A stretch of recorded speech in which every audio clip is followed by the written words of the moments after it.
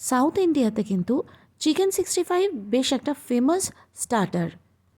Street food স্টলগুলোতেও কিন্তু chicken 65 বেশ ভালো মতো এখানে পাওয়া যায়। আজ সেই রেসিপি শেয়ার করব আপনাদের সঙ্গে। আর যদি ভালো লাগে তাহলে চ্যানেলটি সাবস্ক্রাইব করতে এবং পাশে থাকা বেল আইকনটিও প্রেস করতে ভুলবেন না।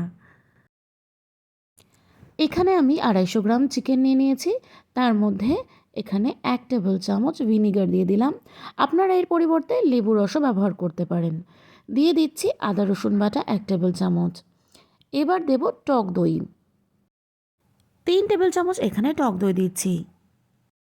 যেহেতু লেবু এবং টক দই দুটোই ব্যবহার করা হচ্ছে, তার ফলে কিন্তু চিকেনটা খুব জুসি হবে। এবার এর মধ্যে কিছু গুঁড়ো মশলা দিয়ে দেব। প্রথমেই দিয়ে দিচ্ছি হলুদ গুঁড়ো, এখানে 1/2 চামচের থেকে একটু কম দিলাম। দিয়ে দেব কাশ্মীরি লাল লঙ্কার গুঁড়ো, এখানে আমি 2 চামচ কাশ্মীরি লাল লঙ্কার গুঁড়ো দিচ্ছি, তাতে রঙটাও ভালো আসবে। দিয়ে দেব 1/2 চা চামচ গোলমরিচের গুঁড়ো, এটা আপনারা নিজেদের স্বাদ অনুযায়ী দেবেন। দেব 1/2 চা চামচ গরম মশলা গুঁড়ো, আর সবশেষে দিয়ে দেব স্বাদ অনুযায়ী নুন। এবার সব কিছু ভালোভাবে মিশিয়ে নিয়ে মেখে রেখে দিতে হবে 20 মিনিটের জন্য। এটা হলো চিকেনের ফার্স্ট ম্যারিনেশন।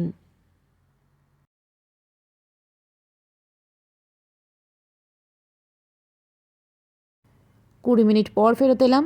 চিকেনটা ম্যারিনেট হয়ে গেছে। এবার দিয়ে দেবো বাকি উপকরণ। প্রথমে দিয়ে দিচ্ছি কর্নফ্লাওয়ার, এখানে 2 টেবিল চামচ কর্নফ্লাওয়ার দিচ্ছি। তারপর এর মধ্যে দিয়ে দেব 1 টেবিল চামচ চালের গুঁড়ো, আর দিয়ে দেব একটা ডিমের সাদা অংশটা। আপনারা যদি বেশি পরিমাণে চিকেন নেন সেক্ষেত্রে পুরো ডিমটাও কিন্তু ব্যবহার করতে পারেন।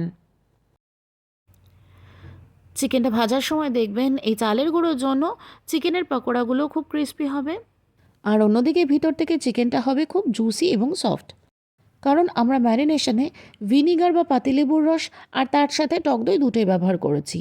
আর ডিমের কোটিং থাকলে কিন্তু এমনিতেই চিকেনের ভিতরটা খুব সফট হয়।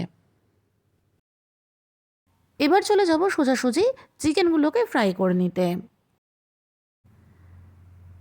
একবারে বেশি চিকেন দেবেন না, যত পরিমাণ তেল নিয়েছেন সেই অনুযায়ী ততগুলোই চিকেন দেবেন, যাতে একটু মাঝখানে গ্যাপ থাকে। প্রথমে চিকেনের এক পিঠ ভাজা হয়ে গেলে এগুলোকে আবার আমরা উল্টে দেব। চিকেনে দেখুন বাবলস আসা কমে গেছে, মানে একদিকটা ভাজা হয়েও গেছে। এবার আমরা উল্টো দিকটাও ভেজে নেব।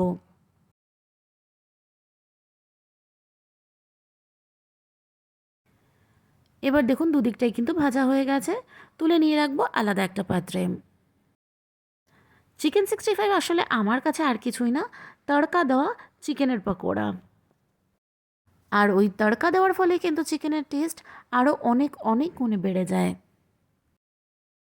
আমাদের এখানে চিকেন ভাজা হয়ে গেছে। এবার আমরা চলে যাব পকোড়ার তড়কাটা দিতে। তাই সামান্য 1 টেবিল চামচ তেল নিয়ে নিয়েছি। এর মধ্যে বেশ খানিকটা রসুন, মানে আমি এখানে 1 টেবিল চামচ রসুন দিয়ে দিলাম। তারপর দিয়ে দেবো লাল রঙের কাঁচা লঙ্কা কুচি, এটা আপনারা নিজেদের স্বাদ অনুযায়ী দেবেন। দিয়ে দেবো সামান্য স্প্রিং অনিয়ন, এখানে 1 টেবিল চামচ দিয়ে দিয়েছি। আর দিয়ে দিচ্ছি 10-12টা কারি পাতা।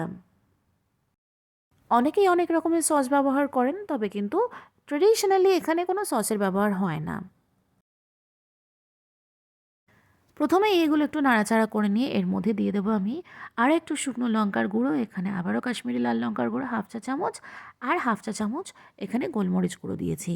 তারপরে সঙ্গে সঙ্গে দিয়ে দেবো এখানে চিকেন পকোড়াগুলো। চিকেন পকোড়া দেওয়ার আগে মশলাগুলো যেন পুড়ে না যায় সেটা অবশ্যই খেয়াল রাখবেন। ব্যাস চটজলদি তৈরি হয়ে গেল চিকেন 65। চিকেন পকোড়া তো হামেশাই খাওয়া হয়। একবার এই চিকেন 65 বানিয়ে দেখুন, আর আমাকে জানাতে ভুলবেন না কেমন লাগলো আমার আজকের রেসিপি। নামানোর আগে সামান্য ধনেপাতা কুচি দিয়েছি, তবে এটা কিন্তু একেবারেই অপশনাল। চিকেন 65 সার্ভ করে দেওয়ার জন্য একদম রেডি। আজ এ পর্যন্তই। সবাই ভালো থাকবেন এবং সুস্থ থাকবেন। দেখা হবে পরের রেসিপির সঙ্গে।